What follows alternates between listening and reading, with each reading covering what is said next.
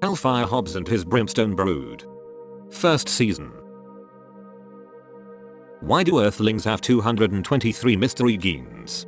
Ancient texts suggest a spacefaring society, genetically modified hominid DNA.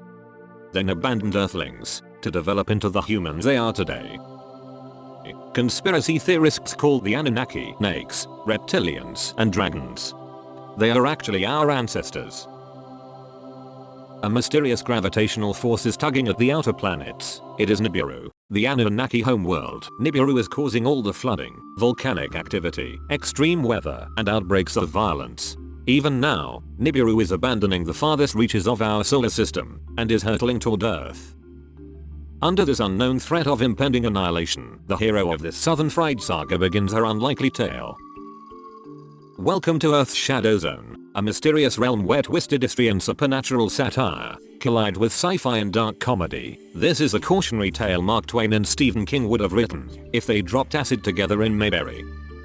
A charismatic moonshiner makes a devil's deal for a dynasty that will live forever, as it fans the flames of women's empowerment and reveals the truth about our ancient alien ancestors. Victoria inspired the comedic LGBTQ characters and drag king and queen performances.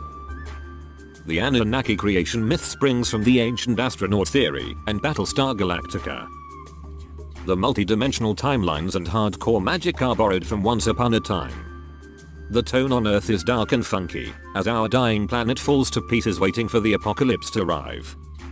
Reality shifts from mundane to magical to otherworldly. A haunting cerebral approach uses shadows and silhouettes to whisper to filthy minds. Rather than graphic sex and violence, imagine bare skin dappled with shadows. Body doubles contorted in sensual flesh games. Subtle nuances fill in the blanks and allow viewers to choose their own levels of depravity. You'll meet all sorts of characters. Aliens, demons, drag queen, even a dominatrix.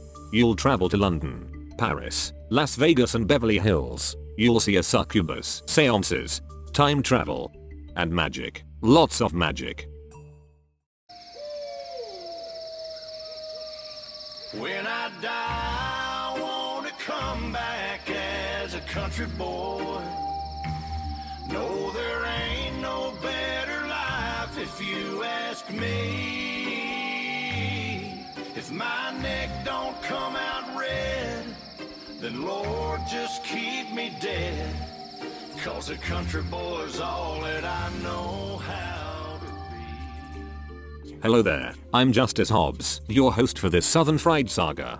I am an artificial intelligence clone. If you notice any glitches or mispronunciations, I'm entirely to blame. My creators did the best they could with what they have. Hellfire Hobbs and His Brimstone Brood. Inspired by a true story, lies, and other tall tales. Created just for the kinky, the kooky, the adventurous, and the curious. So hang on to your knickers and buckle up for a wild and wacky ride. Now, on with the show. Pilot episode. Our sexy, smooth-talking 17-year-old hunk believes in a simple philosophy of life. Honesty is overrated. Underhanded is much more interesting. On the very first day of the 20th century, Hobbs cheats his cronies at poker, wins 100 acres, and declares himself the king of Hobbs Mountain. All thanks to a little help from Lucifer. A young mysterious girl emerges from a hidden cave. She names herself JoBeth and is adopted into the Dugan clan. 10 years later, our sexy, smooth-talking hunk sells his soul for a dynasty that will live forever. Gladys Ann has a massive rack, a gorgeous face, and the decorum of a farting bulldog. Gladys Ann warns Hobbs not to marry JoBeth with an eerie prophecy that could put goosebumps on a goose. She's also a man-eating werewolf, but doesn't really enjoy it. Hobbs marries 14-year-old JoBeth when she rejects his advances. Hobbs invites Lucifer to join him in the rape of his child bride. Lucifer warns that any children ever born may have Satan-spawned gifts. Hobbs is okay with that. 8 months later, the devil twins are born. Jadine is smart as a whip and mean as a rattlesnake. Sonny Boy is supernaturally strong and dumb as a bucket. Justice arrives New Year's Day 1919. With a tallywhacker so big, JoBeth has to wind it up like a cinnamon bun to fit in his diaper. Sheriff Tater walks by the river with Hobbs. They find Hickory dead, wrapped in chains. Sheriff Tater charges Hick with accidental drowning and swimming with 2 men in chains. Happy to evade a murder charge, Hobbs hurries home with a victory erection. JoBeth delivered justice only a few hours ago and tells Hobbs to visit Myrna May. He punches JoBeth out for ordering him around. Once again, her strange necklace activates to protect her. It catapults her back through time to the Garden of Eden during the dawning days of Earth. Dr. Nina Hartsag and Admiral Sam Yazan create an evolved entity from a hominid female and Sam Yazan's own DNA. He names her Eve, and he can't resist her. A male hybrid baby is born. Sam Yazan calls it Anunnaki DNA anthropoid male number 1. The proud mum renames their son, Adam. Admiral Anu commands Sam Yazan's Eagle ground forces to shut down the mining colony, destroy the forbidden DNA experiments, and return to Moon Base to face court-martial.